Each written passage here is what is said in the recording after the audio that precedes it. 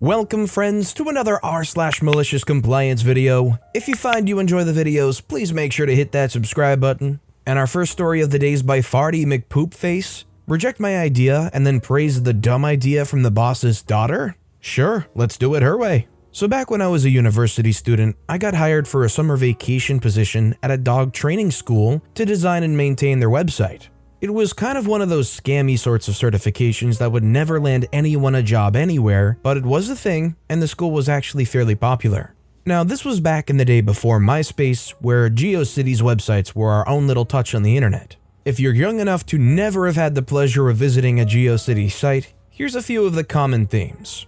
Like the Dawson's Creek theme? Not for long, because your inner ear canal is going to be eviscerated on half the ones you visit with, so open up your morning light being shouted at you. All the fonts, all of them, from Comic Sans to Times New Roman, you're going to see them all. Wait, all those fonts are visually appalling. Better make a giant slurry of colors in the background to balance it out. And let's top that all off with some low-res, low-FPS GIFs. Utter perfection.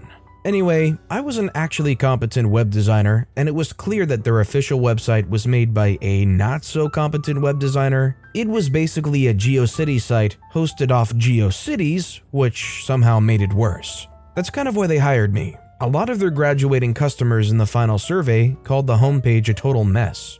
The daughter of the owner of the company had designed it, and she wasn't happy that people disapproved of her work. You see, I was the poor fool in the position of cleaning up her crap, and I really did make a valiant effort to be civil about my job, essentially boiling down to undoing her job. You have to understand here that at the end of the GeoCities era, people were beginning to realize that visitors to our websites didn't want to have seizures upon opening them, and the web in itself was gradually moving more towards simplicity. Drop-down menus were all the buzz, especially because high-speed cable was not yet popularized, and nobody wanted to load an abomination that reminded them of that god-awful teeny drama with kids who had thesauruses in their back pockets. The owner's sweet baby girl had also apparently caught wind of what they were paying me, which she thought was far too inflated. Their coarse salespeople were making half the hourly rate that I was making, so why did they need me when they had her? The jerk drove a brand new Volkswagen New Beetle, so obviously she wasn't hurting for money, but I digress. During our first meeting, they asked me about my plans for the website. I went over how the current website's bones were good, which they most assuredly were not, but it could use a more modern touch. I proposed simplifying it with drop-down menus and so on. During this meeting, the owner's daughter gradually transformed her smug smile into a sneer, and later on into a full-out scowl. Eventually, she interrupted me saying that I wasn't there to redesign the site, the purpose for which I was explicitly hired, but to do the tech stuff with her doing the design stuff. In general, people agreed with her. Maybe art director was hidden somewhere in her BS consultant title, but whatever. I realized then that my tenure there wasn't going to last long. To milk out every penny from my paycheck, I suggested that she handle the design side, and I build the site. Without exaggeration, everything she suggested was bordering on malicious stupidity. I did it all anyway. Barking sounds on clicking links? You got it. Wait, you want me to put how many success story pictures on one page? Well, you're the designer. Yes, I'm fairly sure that discipline is the correct spelling of discipline after all. No, I'm sure people's 56K internet connections will handle this just fine. A month and a half later, our abomination was complete. She was strangely satisfied, and to this day, I wonder if the entire thing was a ploy to get back at Daddy for something. You could legitimately build a better site in the GeoCities Web Wizard tool. If the job mattered at all to me, I probably would have vomited in disgust. When it was unveiled, everyone in the company unanimously hated it, and all I could say was that I was just the tech guy. I was soon thereafter let go for unrelated reasons, and a month later when I visited their site, I noticed they'd gone back to the old one. Out of curiosity, all these years later, I just looked up the school, and apparently they still do exist.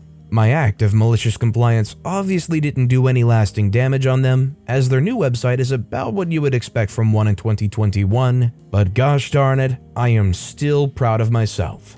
Do you guys think that this was a losing cause from the get-go? Like, no matter what OP did, it was always going to be the boss's daughter, it was always going to be her way or the highway, and that what OP did was the right thing as far as just trying to weather the storm and collect paychecks as he go? Or do you think that OP should have lobbied for more control over the design? Let me know what you think in the comments down below. Our next story is by Balloonus. Don't pay, lose your TV. A few years back, I handled strictly direct TV calls. We did everything: billing, customer service, tech support, you name it. With DirecTV, sometimes it's not fully clear when your service gets shut off for non-payment. Typically, the TV would just display a standard error message saying, "You don't subscribe to that channel." So pretty often, we'd have customers that would just call in without realizing their service is suspended, and it was usually pretty easy to just tell them they owed money and they need to make a payment, and it comes on pretty much immediately. And some didn't listen. It's been a few years, but one of my favorite stories from the old DirecTV times was one such situation. Karen says, "Hey, my TV isn't working, it's just giving me an error code." I say, "Alright, well, I can help you with that." "Yes, ma'am, so according to your account, you're past due by so-and-so amount. If you'd like to make a payment, we can get the TV working in seconds." The Karen says, "Oh no you don't, only 2 of my TVs are working. The other 2 are working just fine. So you need to refresh the TVs and make them work." Oh boy. I say, "That's a glitch in the system. Because of the different boxes, they get the command to turn off later than others sometimes. If I refresh the boxes, those TVs will stop working also. If you're not able to make the payment right now, I would recommend keeping it as it is so you can enjoy these TVs that haven't gotten the signal yet." Karen says, "No, you listen to me. You better turn these boxes back on right now so that all of them are working. I'm not paying a single penny." Well, I warned her, didn't I? I clicked the button to refresh the boxes, and predictably, the working receivers now changed to the message saying she doesn't subscribe to the channel. She says, "Hey, why did my other TVs just turn off? Turn them back on right now." I say, "Absolutely. So the minimum payment is past due, an amount of so-and-so dollars. Would you like to pay that via credit card or check by phone?" She never did make a payment. It was pretty obvious that this Karen was just kind of living in La La Land where, I don't know, they expected the TVs to just keep working, even though they're not keeping up with their bill. I don't know what circumstance they're living in, but you gotta pay the bill to keep the lights turned on. Our next story is by John T645. I had my employees call and wake up my boss every 15 minutes. I supervised a glass manufacturing department.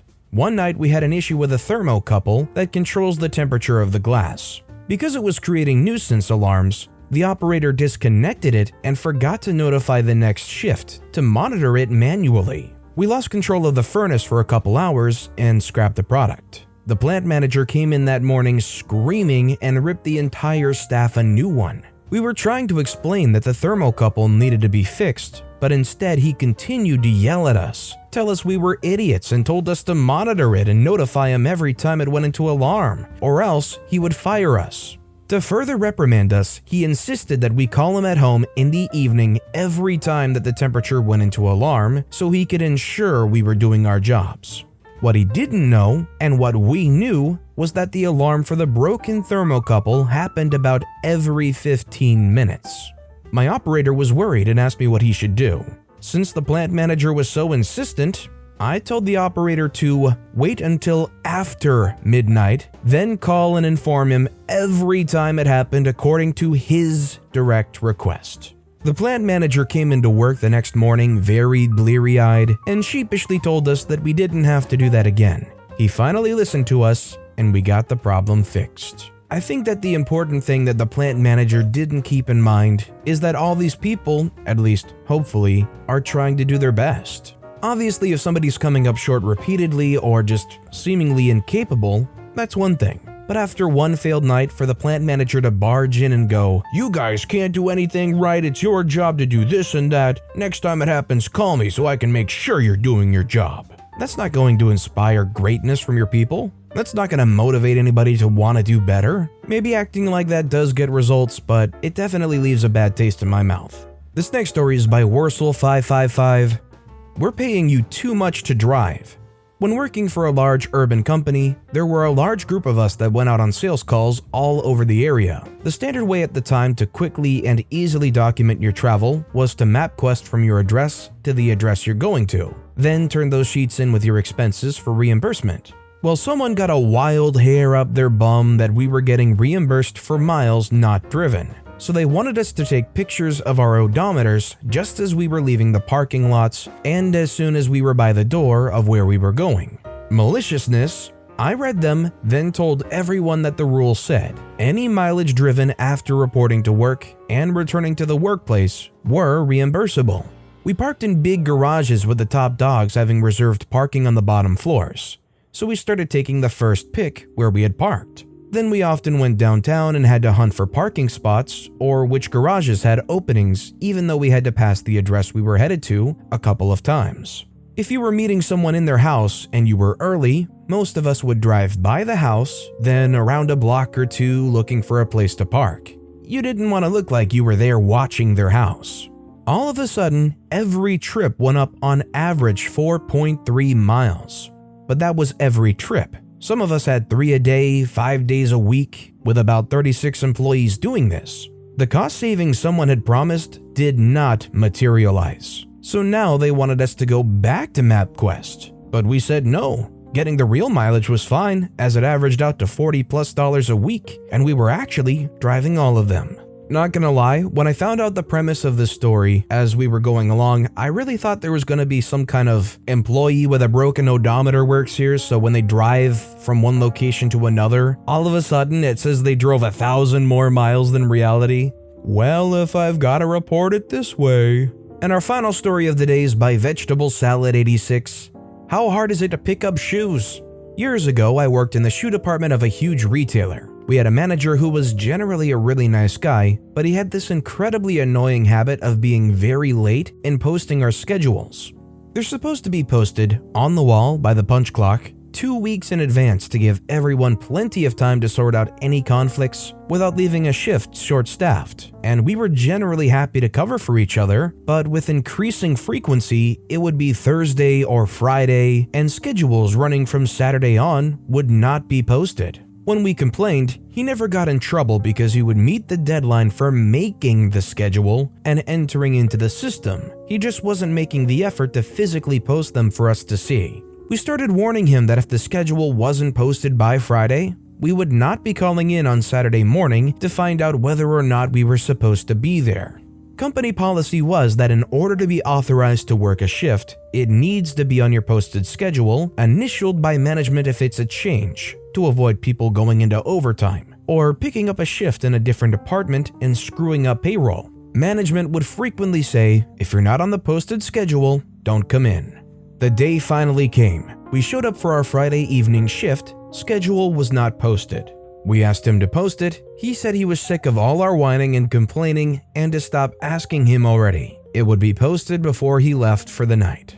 He left, schedule still wasn't posted. We were tired of covering for him and jumping through hoops to get a manager or HR to check the system for our scheduled hours, which is challenging if you're on the afternoon shift, especially after being spoken to like we were the unreasonable ones. So when Saturday rolled around, no one came in. The morning manager called the people listed on his manager copy of the schedule, but since none of us were on the posted schedule, and we were rudely told to stop asking about it literally 12 hours ago, it wasn't our fault.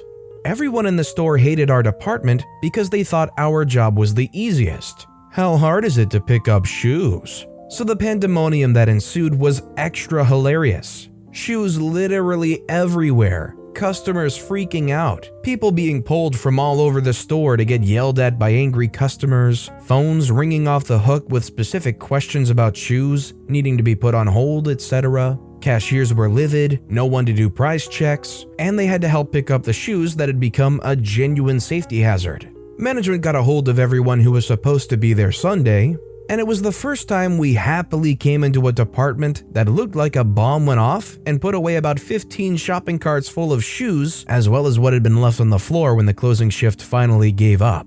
People from other departments were a little bit nicer to us, and our schedules were always posted in a timely manner after that. I think people must take for granted the shoe department and how clean it is, with no shoes laying on the ground or very few. I guess I didn't realize how many people would probably raid the shoes department and just kind of leave the shoes laying on the ground. But with that being said, that's all the time we have for today. So of all these stories I've read today, which is your favorite and why? Let me know in the comments down below. And if you haven't yet, if you could like and subscribe, that would mean a lot to me. Whatever you do, whether it's liking, subscribing, turning notifications on, all of it helps grow this channel, and I appreciate the heck out of it. So until next time, I'll see you all tomorrow with some more stories.